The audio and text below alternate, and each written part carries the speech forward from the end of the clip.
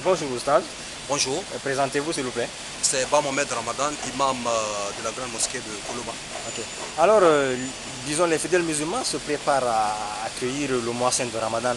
Dites-nous comment le musulman doit se préparer pour accueillir ce mois saint. Bon, je vous remercie.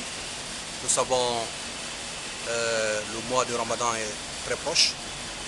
Nous sommes à quelques jours du début du mois de Ramadan.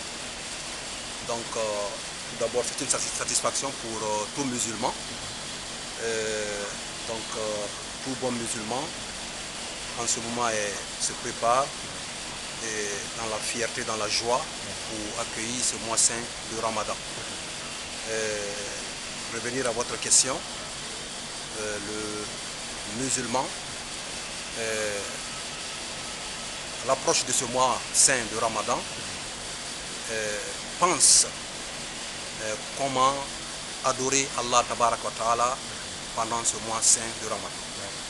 Donc comment jeûner, c'est la première des choses, et en même temps comment faire ces prières obligatoires pendant ce mois saint de Ramadan, et les prières surrogatoires, et faire l'aumône, c'est-à-dire la zakat, faire des sacrifices et lire le Saint-Coran.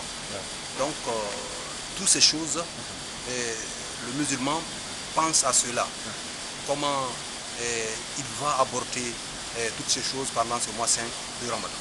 Ça, c'est un. Et de l'autre côté, le musulman pense aussi également à ses frères musulmans, surtout ceux-là qui sont démunis, qui n'ont pas assez de moyens. Donc, puisque nous savons, pendant ce mois saint de Ramadan, c'est un mois béni, c'est un mois de sacrifice. Donc, il faut venir en aide à ses frères qui sont démunis, qui n'ont pas les moyens, qui ne gagnent pas de quoi survivre, qui ne gagnent pas de quoi à rompre le jeûne. Donc, le musulman, quand il a un peu de moyens, ou quand il est nanti, il pense à chercher beaucoup de nourriture pour ces gens-là, pour préparer pendant tout le mois saint de Ramadan et donner des sacrifices, donner à manger, à boire à ses frères musulmans qui n'en ont pas les moyens, à ses frères musulmans qui sont donc pauvres, Ils sont dans le besoin. qui sont malheureux et qui ont besoin d'aide. Donc le musulman pense à tout cela, et surtout à ses frères et ses sœurs vraiment qui ont besoin de l'aide. Donc il cherche de la nourriture, il cherche de la boisson pour venir en aide à ces gens-là. Voilà. Et par exemple, la veille par exemple, du début du mois de Ramadan, qu'est-ce qu'il est conseillé de faire? Est-ce qu'il faut se laver bien? Qu'est-ce qu'il faut faire? Est-ce qu'il y a des recommandations spécifiques? Bon, ce qui est recommandé la veille du premier jour du mois saint de Ramadan, c'est seulement l'intention. C'est l'intention. Il n'est pas dit qu'il faut se laver, ou il faut se raser, ou il faut se coiffer. Non. C'est seulement le cœur. Il faut formuler l'intention dans son cœur. Donc demain, Inch'Allah, je commencerai mon jeûne, ou je jeûnerai demain. Ou bien formuler l'intention de jeûner le mois en entier. Donc c'est ce qui est recommandé. Mais je profite de l'occasion de cette question pour dire à nos frères et sœurs, il faut observer le croissant. Avant de se lancer dedans. Avant de formuler l'intention de jeûner. Ah, oui. Il faut observer le croissant. Ou bien apprendre que le croissant a apparu, soit chez nous ici ou ailleurs dans le monde.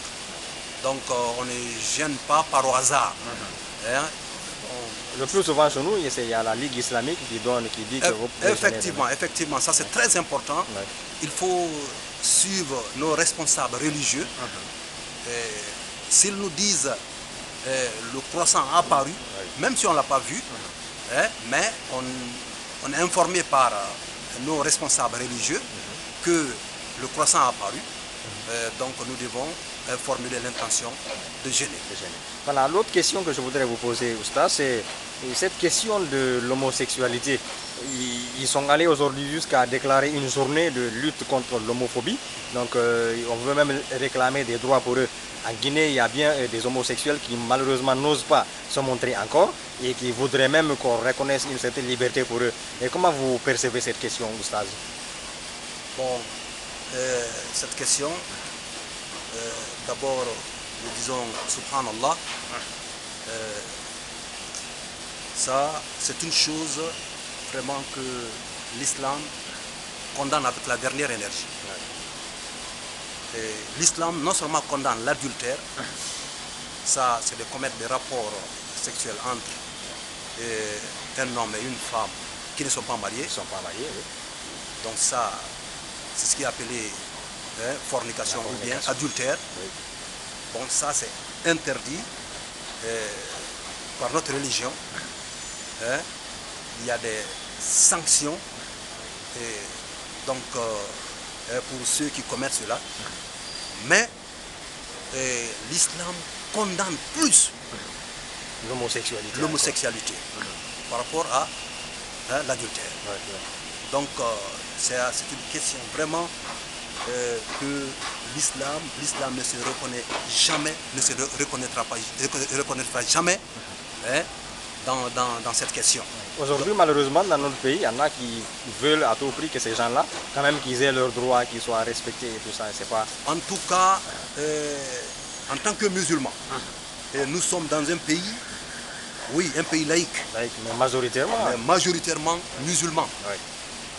Tout bon musulman doit se lever contre ces pratiques. Oui. Puisque ça peut déclencher la colère de Dieu. Ah oui.